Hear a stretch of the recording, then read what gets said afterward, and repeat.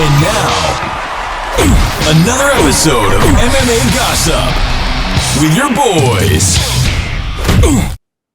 Boom, we're live, baby. MMA Gossip episode number 73. We're back in your life. I don't know. Is it sad? Is it happy? Is it Conor McGregor's done? What's his future? It's kind of an odd week. It's a really odd week because we just went from 1.8 million pay-per-view buys, biggest card of the year, and now we have Islam Makhachev fighting Moises, and it just seems like we're going from a huge high to somewhat of a lull. Bellator's back. Joanna Velasquez will be defending her title for the very first time on what is potentially the worst card of all time. So it just seems like I got my Stay Ready hat on, my Dethrone hat. But yeah, boys, I'm kind of rambling here. This is a horrible intro. I'm sorry. But thank you for sticking with us. We're at 135 subscribers on YouTube, which is pretty fucking awesome. So thank you for following along. Do us all a favor. Hit that fucking like button. It really helps the boys out. Viewership went back up on our last episode, which is no surprise because the king, Conor McGregor, still doing his thing. People are saying, is his career over? I don't know how your career could be over after the number two selling fucking pay-per-view buys of all time, 1.8 million, only second to himself, of course. And I think that now, aside from UFC 100, the top 10 UFC pay-per-views are all headlined by Conor McGregor. So that's fucking insane. He's got like 9 out of the top 10, and one of them is UFC 100. So that basically doesn't even fucking count. So he's crushing it, like absolutely crushing it. Business is booming. Like he said it best, they think I'm the toast, but I'm still the bread. So he's getting that money. I don't know what your guys' thoughts are. I know Mike's gonna take us through it. I'm rambling. This is we're 73 episodes in. This is the worst intro I've ever done, just because I'm at a lost for words. We're all so many fucking thoughts. And then just to make matters worse, last night I stayed up in bed until midnight watching Jake Paul and Tyron Woodley argue with each other. So dude, here we are. Yeah, so we'll just episode 73 MMA Gossip. I think that was a perfectly fitting intro, Chris, because of the outcome and the way it, how it happened, because, no one likes to see Anderson Silva, Chris Weidman-esque kind of finishes. And that's exactly what happened. So I think let's talk about the fight itself, and then we'll make quick picks and we'll cut it short. So tell me, guys, I want to hear what you guys were thinking as the fight was going on. So the minute the bell rang all the way up until the finish, how you felt about how Conor was doing at the beginning, et cetera, all the way through. Chris, lead us through play by play. What's going on in your brain? All right. So I'm a little boozed up at this point, kind of coming down off my buzz because I don't like to get too hammered where I don't remember what's happening, but I can't be sober and watch Conor McGregor or any of my favorite fighters fight for that matter. So when TJ Dillashaw fights in 2 weeks, I'll be hammered as well. Anyway, all right, bell's about to ring. I'm freaking out. I told my dad I should have bet my life savings on no glove touch, a little extended no glove touch. That Dustin was doing the shake, McGregor was doing the stare down. I think that if one of them put their hand out, the other would have probably touched it, but I don't think either one of them wanted to go first. Stood there for about 2 full seconds. I don't think Conor would have did it. Boom. No, I mean, he touched up with Eddie before, like Aldo and Diaz, he didn't. But anyway, I think he would have touched up. I honestly do think they would have touched up. But anyway, no glove touch, and that always gets me just going. No glove touch always gets me fired up. So they don't touch. They go back to their corners. I'm like, here we fucking go. Also, side note, did you guys notice that Conor McGregor pointed at one of the security guards right before the fight and pretended to throw a kick right off his face, and the security guard stood there and let McGregor do it? Like, just posed like this. And then McGregor threw a head kick and just stopped it right before he kicked him in the face. And McGregor gave him a point. I was like, that's fucking hilarious. Would have let him kick me in the head. But all right, so now the bell rings. They both come out, and I'm like, holy fuck! Obviously, if you live under a rock, Conor McGregor's ankle broke, right? So spoiler alert if you didn't fucking know. But anyway, I was like, worst case scenario on planet Earth here is McGregor gets Aldo'd, right? Like that just comes full circle and he gets knocked down 10 seconds and we're like, wow, it's over. You know what I mean? So that doesn't happen. McGregor comes out in UFC 202 fashion, throwing huge leg kicks right off the bat. I'm like, wow, this is awesome. The McGregor fast system that he's got employed looks like it's working. McGregor, he physically looked fucking great, right? Like in physical conditioning, looked incredible. Came out through some big leg kicks, couple nice exchanges. I'm like, okay, I'm feeling real good. My, anxiety. So I'm on my charts beating through my chest. I'm feeling super good, feeling even better when I see that. We're like, 60 seconds into the fight, and it's like all McGregor, right? Like he's just, those leg kicks were booming, and Dustin was clearly feeling him. McGregor, I noticed at one point, and this is in hindsight, switched his own stance. He went orthodox for like 4 or 5 seconds, Something he didn't do at all. Which he didn't do at all in the first fight. So I'm like, are his own leg kicks hurting him? What's the deal? Again, hindsight's 2020. Or as Tito Ortiz and Cam Newton would say, hindsight's 50-50. Anyway, then Dustin actually, so Conor landed a nice cross right on Dustin's chin when Dustin was really low. I was like, wow, that was a good shot. Like Dustin definitely felt that. And Dustin said after the fight, that was the hardest shot he felt of the whole fight. Dustin then landed like a 3-piece combo on Conor. And I was like, oh shit. I said to my dad, I was like, Conor doesn't normally get hit with those shots. He usually pulls pretty good from that. And all 3 of those landed. And Dustin do the perfect counter to McGregor, the way he pulls back is like looping a lot. And Dustin threw a perfect uppercut. And I was like, wow, that was sweet. But it's fight's a fight. Neither one of them were hurt or anything at that point. And then they clinched up. And I'm like, in my head, I'm like, separate. And they don't.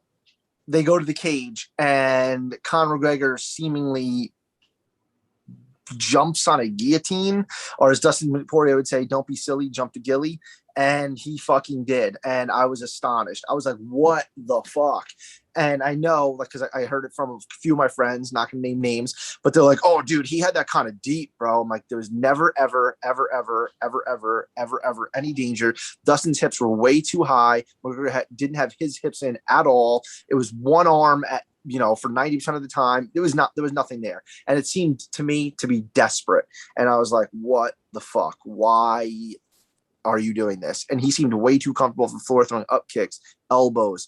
And I was like, no way. It seemed like McGregor Diaz end of round 2, middle of round 3-esque, where it was like nothing really damaging is getting through, but it's just a flurry that the crowd reacts, and Herb Dean can step in and just stop this at any time, seemingly. And when they stood back up, I'm like, okay, great. I saw McGregor took full advantage. As soon as Dustin backed up, McGregor popped up right away. But then he did that Khabib thing. It almost seemed like he was trying to get one back, and he just sat down on the huge left hand. And McGregor seems, again, it seemed a little desperate, where he gets too happy just to throw a hammer of a left hand. Like, let's both throw left hands and see who's chin holds up. And that seemed like Cody Garbrandt-esque.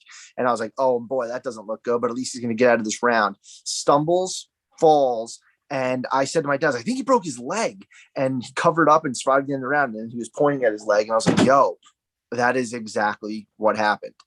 It was astonishing. I didn't know how to take in the time. We'll get back into it. I want you guys to go around, because I've just been talking the entire time. But up until that point, those were my thoughts going through the fight. I just talked you through my thought process. Matt, take us through yours. Mike, take us through yours, and then we can get into the post fight. So I'm gonna start. I'm not have to reiterate everything Chris just said. I thought he looked great in stand up. I thought he was winning the stand up battle. He won the first 3 minutes of the round without question. Anybody who thinks otherwise, fuck you. Dustin landed that cross that knocked Conor back a little. Didn't knock him down, but it knocked him back a couple steps, and he followed up with that 3-piece that Chris mentioned. And Conor, and he initiated that clinch. I was like, oh fuck. And then when he jumped that guillotine, I'm like, what is going on? Like, and then obviously since then I've done a lot of thinking. I've watched the fight about 10 times, as much as it hurts. And I mentioned this to you guys during the week, whatever, that I really believe, first of all, Dustin did point at Conor's leg, but as I'm sure our listeners have heard and seen on Joe Rogan's Instagram, they found the video where Conor initially broke it. It wasn't even a leg kick. It was a teep that landed on the bottom of Dustin's elbow. They slowed it down in slow motion. It was 100% what broke it. So Dustin didn't even know. He thought it was a check kick within the first 2 minutes of the fight. And it wasn't even like a check. He kind of like pulled back, and Conor hit the side of his knee, and he did what Dustin, he just did this. Wasn't what broke it. We saw what broke it on Rogan's Instagram. But then, which makes sense, because after I saw that point, Conor proceeded to throw like 6-7 more kicks with that same leg. So I was like, all right, maybe Dustin had a point, but not really. So my whole thing is, I think Conor knew his leg was fucked up, and that's why he was fishing for a guillotine. There's no other excuse for him to ever do that. The takedown really was never close until he stopped defending it and started to focus on the neck. And Dustin said it himself. I know my jits. I trust my jits. I know other people's. The second I feel their grips and their hips, and Conor was really never threatening. Dustin wants to bitch about Conor fucking grabbing the inside of his gloves. Well, Dustin Wall walked up the fence with all of his feet in the cage, and the ref never said anything. So to each his own. But like that whole exchange on the ground never happens if Conor doesn't jump that guillotine. And people that say that's a legitimate win. Conor missed the kick and hit the bottom of Dustin's elbow. It's as clean as day. Dustin did nothing to defend it, really. He just missed. He absolutely missed. I would like to see this fight run back, but I do think Conor should definitely fight beforehand. I'm pretty sure I have a very, very common consensus here is just fight Nate Diaz, get your legs back under you, stop going through these layoffs and fighting the 1-2 in the division, champ in the division, whatever, we're saying this right because we're assuming he's going to come back. My opinion, fucking retire, dude, you're good. But we're going to assume he's going to come back because it's what he's going to do. Come back against Nate, make a lot of money. Both of you will. It's a fight people will pay to see, and it's a winnable fight, and a fight hopefully you will not take a lot of damage in. But in terms of like that fight, man, I would have rather him gotten flatlined. Just I hate the open-endedness. Give me closure. I don't like seeing that. And just a little furthermore before I let Mike take it over, I will say that there was a level of trash talk that I got tired of in the cage, like the whole wife shit. Like, just leave all that out. Props to him, like Ronda Rousey said, for immediately promoting the fight. Conor's always, his wits are always about him. His leg snapped on the ground and he's screaming for a doctor stoppage because he didn't want the TKO on there, KO, whatever. He always knows what he's doing. He's always planning for the future. He's always fucking coherent. It's so crazy and it's so impressive. But yeah, man, just not a way you want to see that fight go at all. And the 10-8, the last year before I let Mike take it, just like the play-by-play guys thought, I think that the judges thought that Conor got knocked down on that when his leg broke, which played into the 10-8. Because on no way on any planet ever do you win the first 3 minutes of a fight and lose it in the last minute and 45 seconds due to some ground and pound. Because let's be real, Conor's landing shots from the bottom. He was not saying enough to win the round, but he wasn't just taking beating on the bottom to the point where it should have been a 10-8. And I think that score is so egregious because if that leg break never happens, to score a fight like that, 10-8 in a 5-round fight right off the bat is like fucking, you're digging yourself out of a fucking hole to begin with. Judging, as Mike said, was shit that whole night. I'm going to quit rambling and let Mike take it over. Just, there's a lot going on there. A lot going on. Would have loved to see in the second round if that had not happened. Immediately as I'm watching it, I'm thinking for the first 2 minutes, like you said, Conor was doing incredibly well. And then it was chaotic, man, because he was just going forward and throwing so much and doing such effective work.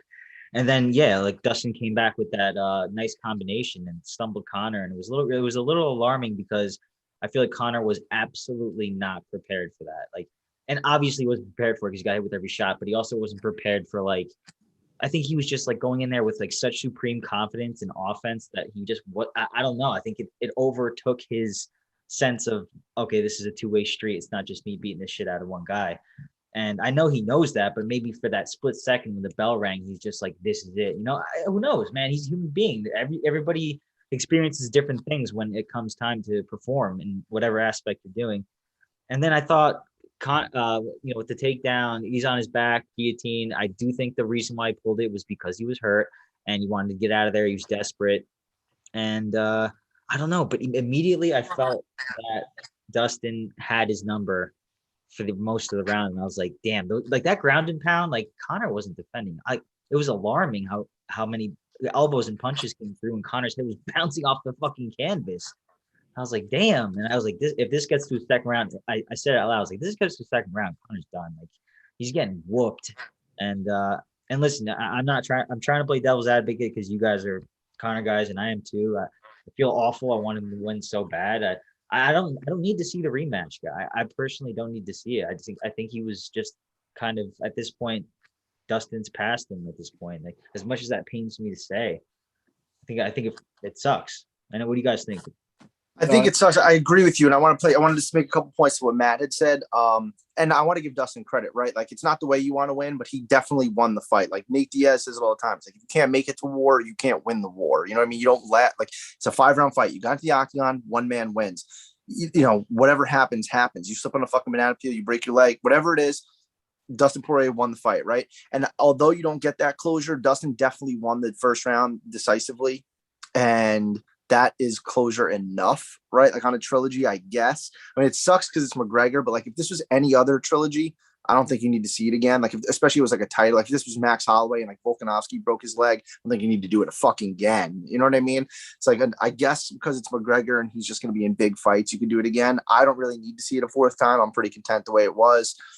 You know me, I think I said it every single episode of the podcast. I've been calling for McGregor to retire since the Floyd Mayweather fight. I thought that was a way to ride to the sunset, and even go into like co-promoting something with the UFC. He's big enough where Dana would do some shit like that with him, have him set cage sign, do special events, fight nights, whatever. They can make something tailored to him. He's a businessman. He knows he'll figure it out. Also, there's one more thing I want to touch on, but I don't even fucking remember now. But his post-fight stuff, yeah, the trash talk kind of, I don't know, it didn't seem McGregor-esque, right? Like he's always been so witty and so this, and like this whole week he's just like, yeah, Dustin, your wife wants to, you know, kiss my balls. It's kind of like, all right, you know what I mean? Like that just seems so forced and not McGregor-esque. It didn't have that natural flow that he has, that aura around him that just seems so natural all the time, you know? But props to Dustin. Like we're all McGregor guys here, right? We all love Dustin. It's just funny. Get it wrong. All love Dustin.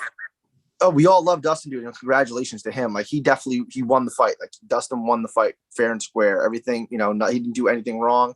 So I don't want to make a pity party on him. It's just funny to me how all of a sudden it's like the cool thing is hate on Conor McGregor. 2 years ago, if you hate on Conor McGregor, dude, I remember when I was in fucking Madison Square Garden wearing this exact hat right before 205 at the weigh-ins, and some dude was chanting Eddie in the fucking street, and some dude smashed a bottle over his head. Now it's like the cool thing to do is hate on McGregor. You know what I mean? Like it's just people are quick to fucking forget. The MMA media is full of, you know, pussies, and you know, anything politically incorrect, they're going to go against. Like, do I think he should be talking shit about his wife and kids? No, but he did. And guess what?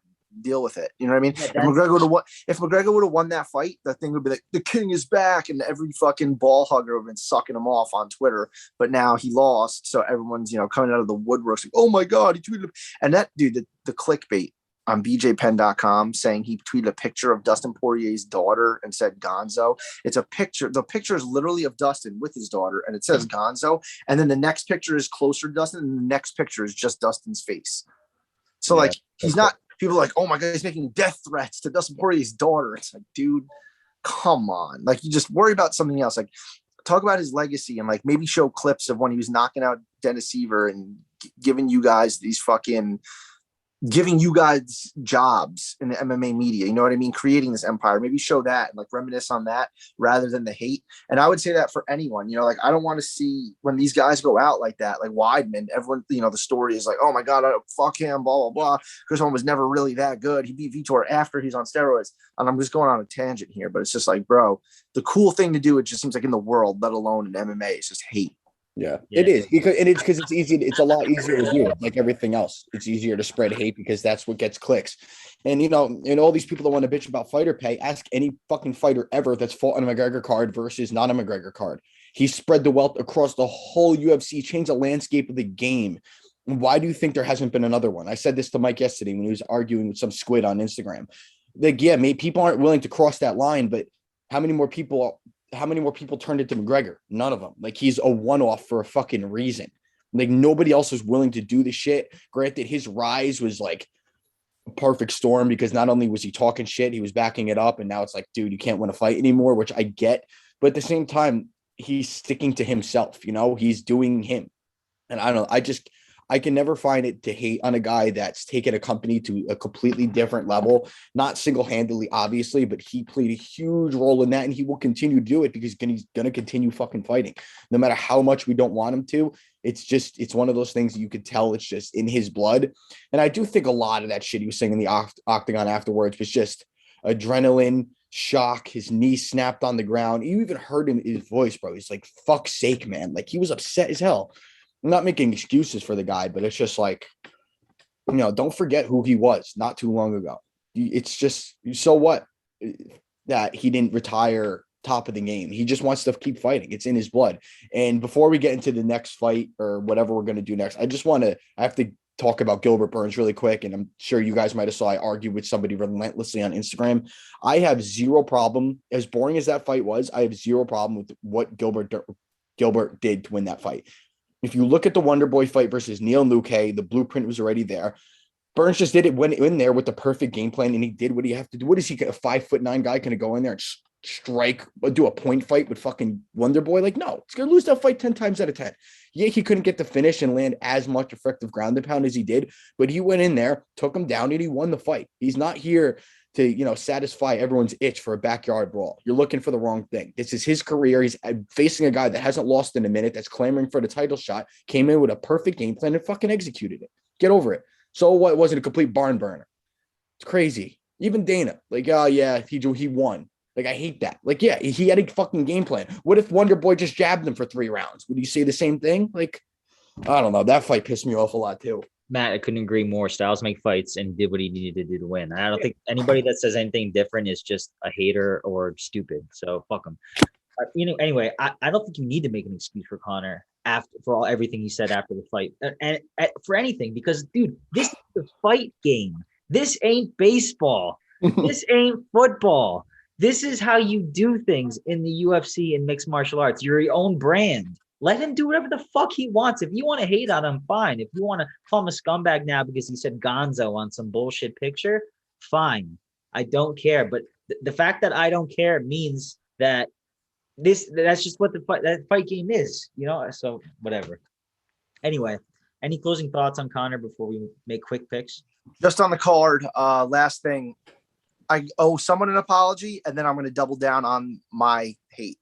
Sean O'Malley, that was a sweet performance, like awesome. And the reason I owe him an apology is because I did say a lot of people are fans, like casual fans love him, right? Love him. He's the shit. They don't see Sean O'Malley going out and beating Chris Matino, who's a 9-5 CFFC flyweight who came in on a week's notice. They saw Sean O'Malley invisibly dribbling a basketball and beating the living shit out of some psychotic dude with lime green hair. You know what I mean? So from the outside looking in, Sean O'Malley's doing great things for the UFC, and I owe him a big thank you for that. The Paul brothers are promoting the shit out of him. Both of them were live tweeting his fight and posted pictures with him post-fight.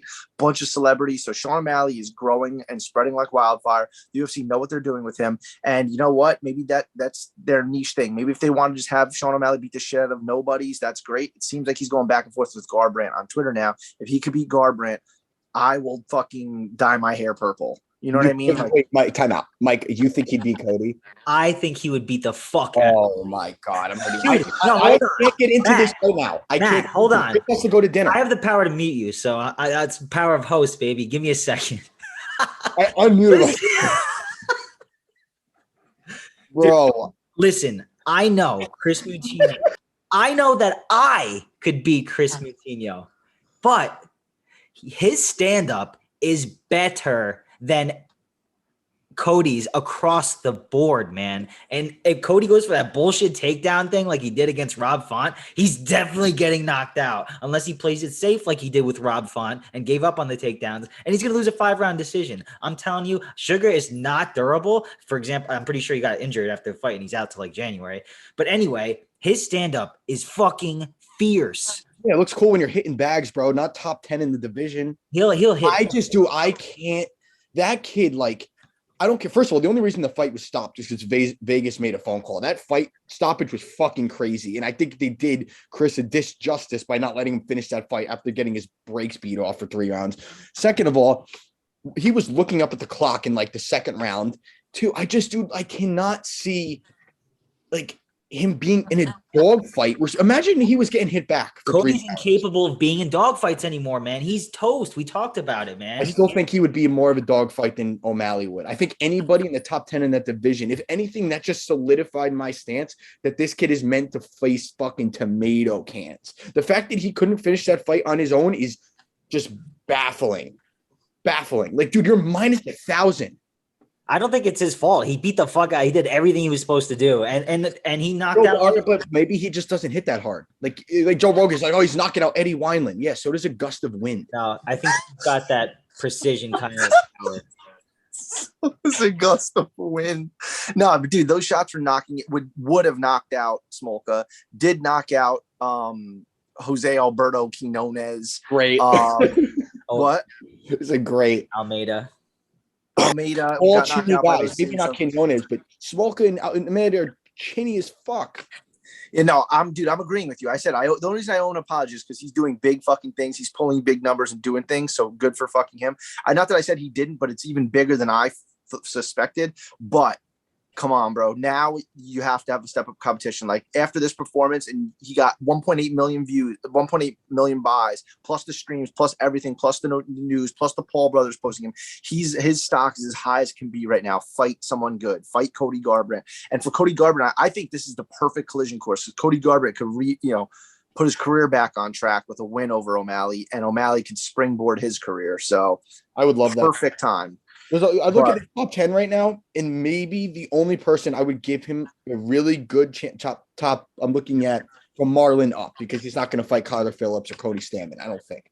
So from Marlon up, the only person I would give him a legitimate chance against, honestly, and I'm super biased, I'm still not impressed by him, is Son Sal, just based off of how fucking inactive he is in fight. I think he'd lose to Rivera. I think he'd lose to Marab. Maybe Dominic Cruz he'd beat, but I think Cruz's movement would give him trouble. Like Pedro, I think would take him the fuck out. I think Frankie would beat him up. Like, dude, I'm such an O'Malley hater, but I love it because I feel like in a kid like him, you need that devil's advocate. Everyone just can't be hugging his nuts. I'm a big O'Malley. I like what he does for the UFC, but in terms of like him rattling off all these call outs, fuck that shit. Fight somebody else. All right, yo, we gotta go. We got shit. All right, yeah. We got to just do a quick picture. Real quick. We have Italian moms. That's what we have. Yeah, all of us unanimous. Real quick, if you have any picks, bets, leans, show them now. I got 4 bets. I'll say them right now. I got Marion Renault. Got to go with her. I'm going Anderson Dos Santos against Miles Johns. I got 500 on Mateus Gamrot. He's going to beat the shit out of Jeremy Stevens. I have no doubt. I think he's real fucking deal.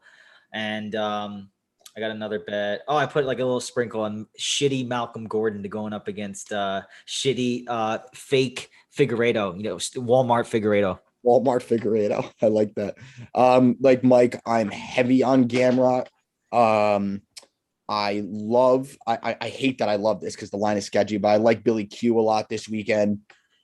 And probably maybe sprinkle Thiago. This is not a good card, guys. It's just not a good card. There's a lot of wide odds that I don't think are justified. But yeah, I'm going to keep it simple this weekend. Probably not even bet that much. That's such a lie. Probably Billy Q, Gamrot, and maybe the main event. Maybe Rodolfo Rivera, but that's probably it. What's the line on Rodolfo Vieira? Dude, real quick before I tell you, it's minus 220, but I remember I put plus 400 on Fluffy Hernandez to beat him. Rivera is just the jiu-jitsu guy, man. If he can't get you down and out. And he's got no gas. And supposedly USADA clean now. Supposedly. But we'll see. I like Billy Q too, and I think I'm not even gonna say Gamrot's name, even though I just did, because then when the three of us are all heavy on someone, they get knocked the fuck out in highlight reel fashion. So I'll lay off that, and I want to see Adolfo Vieira needs to redeem himself. I honestly, Mike, I hope you win your bet, but I would really love to see Misha Tate win. And Islam Makhachev, shout out to Numbers MMA. I know we always shout him out on this podcast. We got to get him back on this podcast. He put up a pretty cool stat today comparing Islam Makhachev's 9 fights in the UFC versus Habib's first 9, and their statistics are pretty fucking similar, honestly. And then in the grappling department, Makhachev's are better. But, Khabib is always chaining those takedowns, where Makhachev is fighting a little bit lower level opponents where he's just getting those takedowns.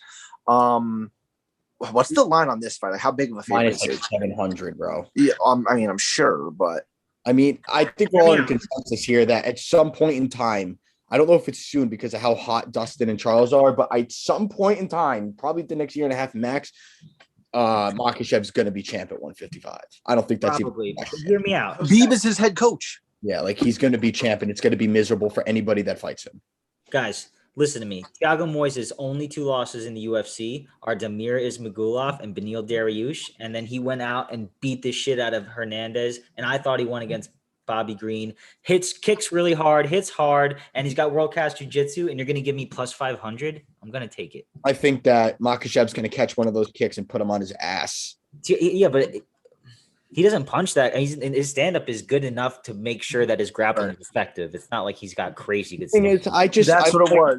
I don't like banking on guys, and he's going to be on the bottom. I don't like banking on guys finishing fights from the bottom. Like, I can't see Thiago throwing up a triangle on Islam and finishing it. You know what I mean? Like, you know what I'm saying? It's possible, but I just... 5 rounds. Yeah. Matt, I love that you call him Thiago. Thiago. Isn't it Thiago Moises? Thiago. Dude, you are the Joey Diaz that we always wanted. All right, but Chris. yeah, dude, I really do think Makhachev's that good. What he did to Dober was like criminal and fucking criminal, dude. And you know, I'd be remiss if Chrissy Bellator, before we close out, did not get into Bellator this weekend. It's a poopy one, boys and girls. I'm not even going to run you through it. I'm not going to give you any, like, here, let's put it this way. The main event is Juliana Velasquez defending her flyweight belt that she took from Lima McFarland. I still am like so distraught over that. She's taking on Denise Kieholz, who's only 6-2. I think she's, I want to say she's Dutch, but she's basically Bellator's hyping up Velasquez here. She's really fucking good. She was the favorite over Alima Lay going into her title fight, and now she's basically starting her reign. And I'll just leave you with this, just so you know the vibe of this card. The co-main event is Tyrell Fortune versus Matt Mitrione. Holy fuck. On that note, I should let you go to dinner. And Matt Mitrione's like plus 300. So great. That says it all.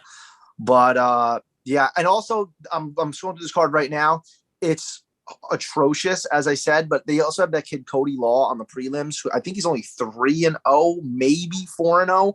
And Bellator loves to promote him. He's really, really low on the card, but he's minus probably over 1,000. I don't know if you guys have the odds of minus 900. You fighting a bus driver? What is he minus? What? 900. There you go. I said at least 1,000, but yeah, they like him and they keep giving him Bellator-esque matchups. So look out for him in the future.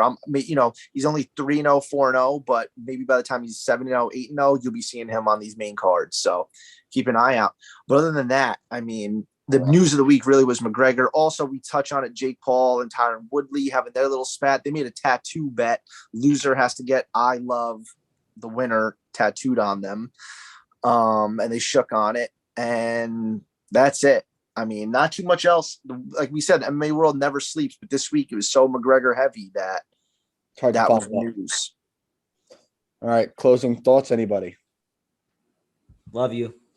All right, my closing thought is fucking please, God, for the love of everything, Tyron Woodley, just figure it out. Do not lose that fight. He's gonna. We need you. He's gonna lose. Just throw hooks. Just go in Cody there. Garbrandt is going to lose to Sugar Sean O'Malley. I thought Matt was just going to leave. Let me ask you this. I was thinking about this in the shower today when I was jerking off. No, I'm only kidding. I was thinking about this in the shower today. Final question. If Tyron Woodley loses in this boxing match, does it mean that, does it show to the casual fans that MMA really is that much more different and dangerous than boxing? Or does it show just that they're two different sports at the very least? Do you understand what I'm saying? I think it shows that they're two different sports, because I hate this whole narrative that Tyron Woodley's representing MMA when he hasn't won a fight since fucking ever. So it's just a bad representation. I agree. I do not want Woodley to be that representation. I would want somebody else. But I feel like everybody that is going to fight Jake Paul that's transferring over from MMA is going to be not a sacrificial lamb, but somebody that's meant for Jake Paul to win. Like, let's be real. They probably want Jake Paul to win this fight. Showtime isn't paying him $25 million to lose to Tyron Woodley. Exactly. But I forget who said it, but he does have a rematch clause in his contract. So maybe he's expecting a little more trouble.